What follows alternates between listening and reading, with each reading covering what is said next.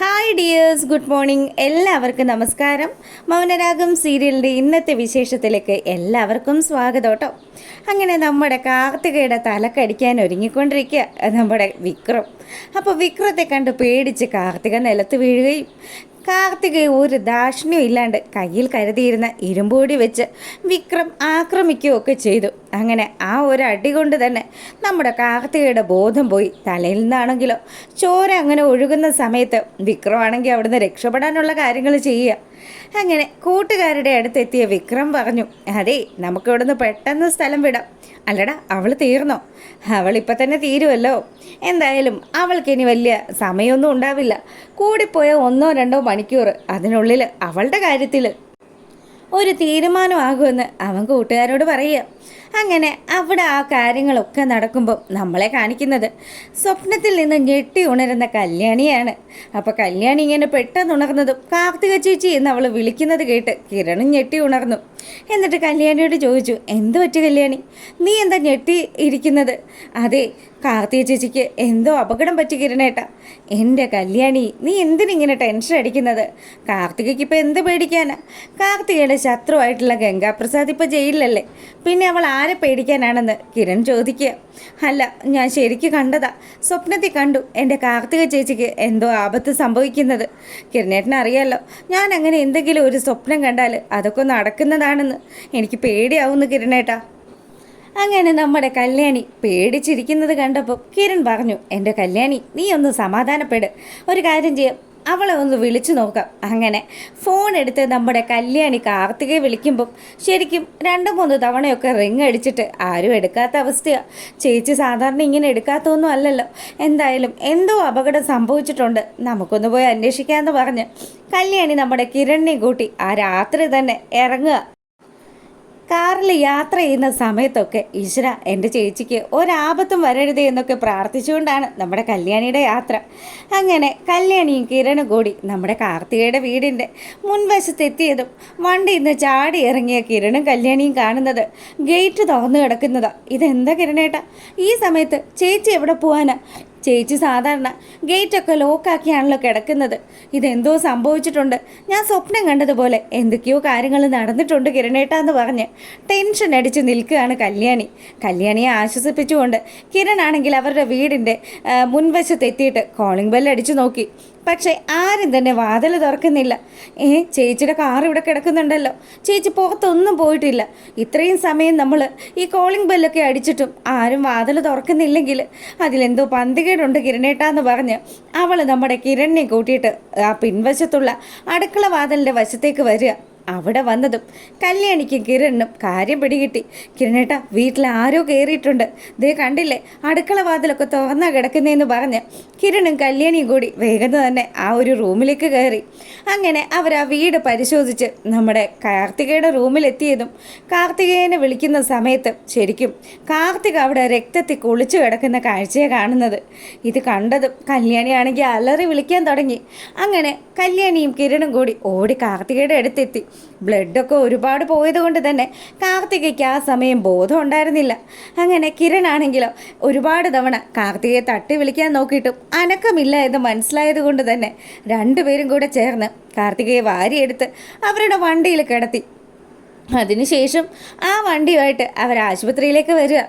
അങ്ങനെ ആശുപത്രിയിൽ നമ്മുടെ കാർത്തികയെ എത്തിക്കുന്നു. അപ്പം ഈ സമയമാണെങ്കിലോ നമ്മളെ കാണിക്കുന്നത് ഫോണിൽ ചുമ്മാ കുത്തിക്കൊണ്ടിരിക്കുന്ന നമ്മുടെ വിക്രത്തിനെയാണ്. അപ്പോൾ വിക്രത്തിൻ്റെ അടുത്തേക്ക് പ്രകാശൻ വന്നതും, ആ ദേശാടനമൊക്കെ കഴിഞ്ഞ് അച്ഛൻ എത്തിയോ? എൻ്റെ അച്ഛാ, അച്ഛൻ ഇവിടുന്ന് പോയ സമയത്ത് ഇവിടെ എന്തൊക്കെയാണ് സംഭവിച്ചതെന്ന് അച്ഛന് വല്ല വിടിയുണ്ടോ? എൻ്റെ മോനെ, ദേ ഇപ്പം എനിക്ക് മനസ്സിന് നല്ല സമാധാനമുണ്ട്.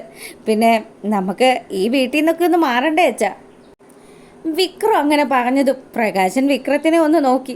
എന്താടാ, എന്താ നീ എന്തെങ്കിലും പ്രശ്നം ഒപ്പിച്ചിട്ടാണോ നിൽക്കുന്നത്? ഞാനെന്ത് പ്രശ്നം ഒപ്പിക്കാനാ? അല്ല, ഇപ്പം ഈ വീട്ടിൽ നിന്ന് മാറണമെങ്കിൽ അത്യാവശ്യം പൈസ വേണമല്ലോ. എൻ്റെ അച്ഛാ, എൻ്റെ കയ്യിലിപ്പം അത്യാവശ്യത്തിനുള്ള പൈസയൊക്കെ ഉണ്ട്.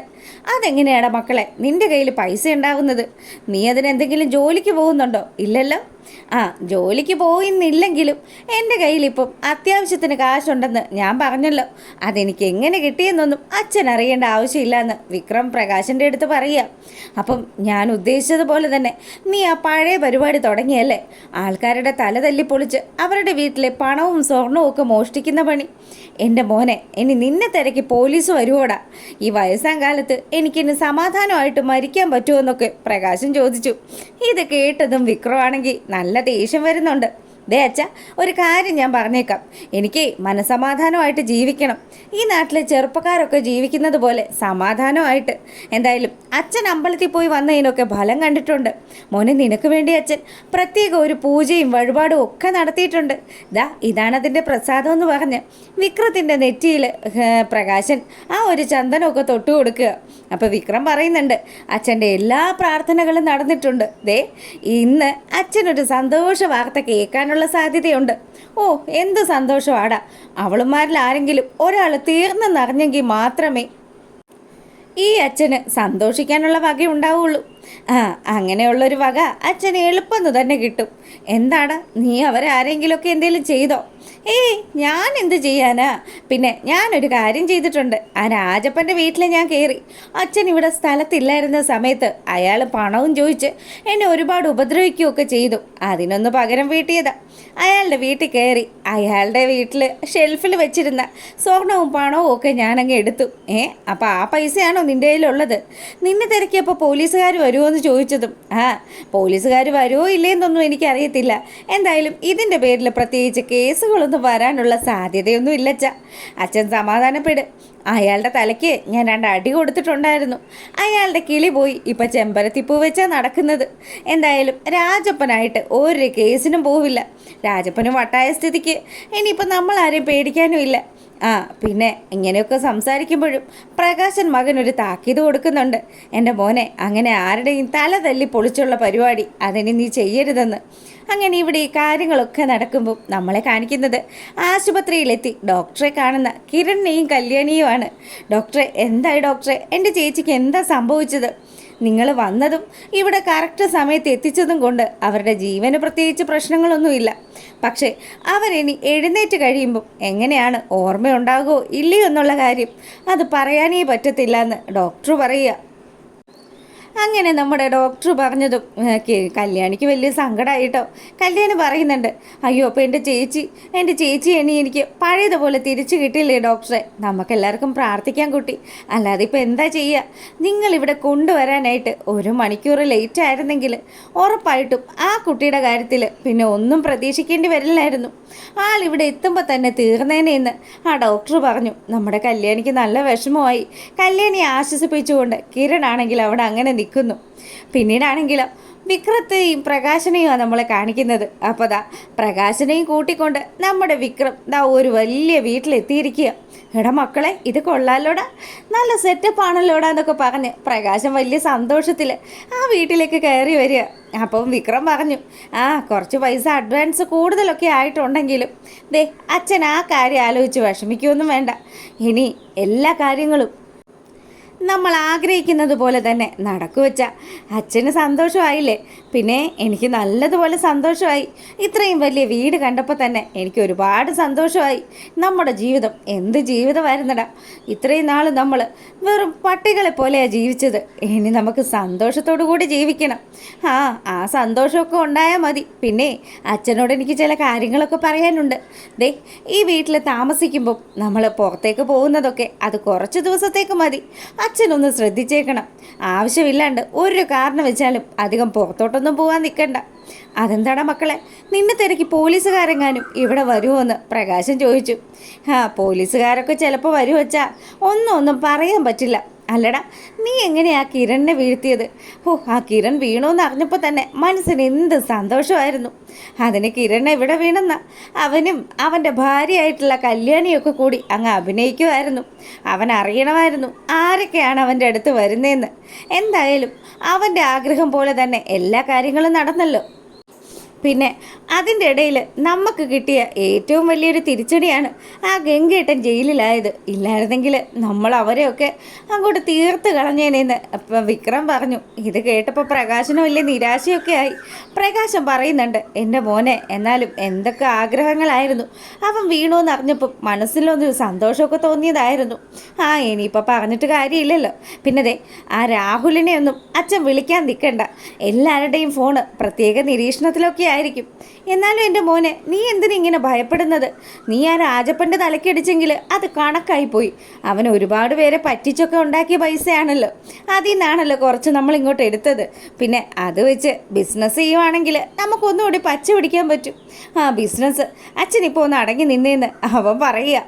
അങ്ങനെ ഇവിടെ ഈ കാര്യങ്ങളൊക്കെ നടക്കുമ്പോൾ നമ്മളെ കാണിക്കുന്നത് ICUവിൽ കിടക്കുന്ന കാർത്തികയാണ്. അപ്പം കാർത്തികയുടെ വിവരങ്ങൾ അറിയാനും കാർത്തികയെ കാണാനും വേണ്ടി കിരണും കല്യാണിയും കൂടി കാർത്തിക കിടക്കുന്ന ആ ഒരു റൂമിലെത്തുക. അപ്പം ചേച്ചിക്ക് ബോധമൊന്നും വീണില്ലല്ലോ കിരണേട്ടാന്ന് പറഞ്ഞ് സങ്കടപ്പെടുക നമ്മുടെ കല്യാണി. അങ്ങനെ ഇവർ സംസാരിച്ചുകൊണ്ട് നിൽക്കുമ്പോഴാണ് കാർത്തിക പതുക്കെ കണ്ണുകൾ തുറക്കുന്നത്. ചേച്ചി കണ്ണ് തുറന്നല്ലോ. ചേച്ചി, ഞാനാ ചേച്ചി, കല്യാണിയാണെന്ന് കല്യാണി വലിയ സങ്കടത്തിൽ പറയുമ്പം എനിക്ക് മനസ്സിലായി മോളെ എന്ന് കാർത്തിക പറയുക. അപ്പോഴാണ് ശരിക്കും നമ്മുടെ കല്യാണിക്കും അതുപോലെ കിരണിനും ഒക്കെ ജീവൻ നേരെ വീണത്. എന്തായാലും കല്യാണിയുടെ സംശയം പോലെ തന്നെ ഈ കിടപ്പിലാക്കിയിരിക്കുന്നത്, അതായത് നമ്മുടെ കാർത്തികയെ ഈ അവസ്ഥയിലാക്കിയിരിക്കുന്നത് വിക്രമാണെന്ന് കാർത്തിക അവിടെ വെച്ച് നമ്മുടെ കല്യാണിയോട് പറയുക. എനിക്ക് അപ്പോഴേ തോന്നി ചേച്ചി, അവനല്ലാതെ ഒരുത്തനും ഇതുപോലെയുള്ള ഒരു പരിപാടി കാണിക്കില്ല. ചേച്ചി തനിച്ചാണെന്ന് മനസ്സിലാക്കിയിട്ടായിരിക്കും ആ ദുഷ്ടൻ ഈ കർമ്മം ചെയ്തതെന്ന് കല്യാണി പറഞ്ഞതും കാർത്തികയാണെങ്കിലും അതെ, അത് തന്നെയാ മോളെ, നീയും പ്രത്യേകം ശ്രദ്ധിക്കണം. അവൻ എന്തും ചെയ്യാൻ മടിയില്ലാത്ത ഒരുത്തനാണെന്ന് കൂടി നമ്മുടെ കല്യാണിക്ക് മുന്നറിയിപ്പ് കൊടുക്കുകയാണ് കാർത്തിക. ഇനി അവൻ ചെയ്യാനായിട്ട് ജീവനോട് കൂടി ഇരുന്നാലല്ലേ അവൻ്റെ കാര്യം ഞാൻ നോക്കിക്കോളാന്ന് കിരൺ അങ്ങനെ പറയുക. അപ്പോൾ ഇത് കേട്ടതും നമ്മുടെ കല്യാണിയാണെങ്കിലോ, അതെ കിരണേട്ടാ, അവനെ വെട്ടി നുറുക്കണമെന്ന് അവളും പറഞ്ഞു. അങ്ങനെ ഇതൊക്കെയാണ് ഇന്നത്തെ നമ്മുടെ മൗനരാഗത്തിൻ്റെ വിശേഷത്തിലുള്ളത്. അപ്പം കാർത്തികയുടെ ജീവൻ നഷ്ടപ്പെടുകയോ ഇല്ലേ എന്നുള്ള ഒരു ക്വസ്റ്റ്യൻ ആയിരുന്നു. അതിനിതാ ഇന്നത്തെ ദിവസത്തെ എപ്പിസോഡിൽ ആൻസർ കിട്ടിയിരിക്കുക. അപ്പം ഇഷ്ടമായിട്ടുണ്ടെങ്കിൽ ഒന്ന് ലൈക്ക് ചെയ്യുക. അപ്പോൾ ഓക്കേ.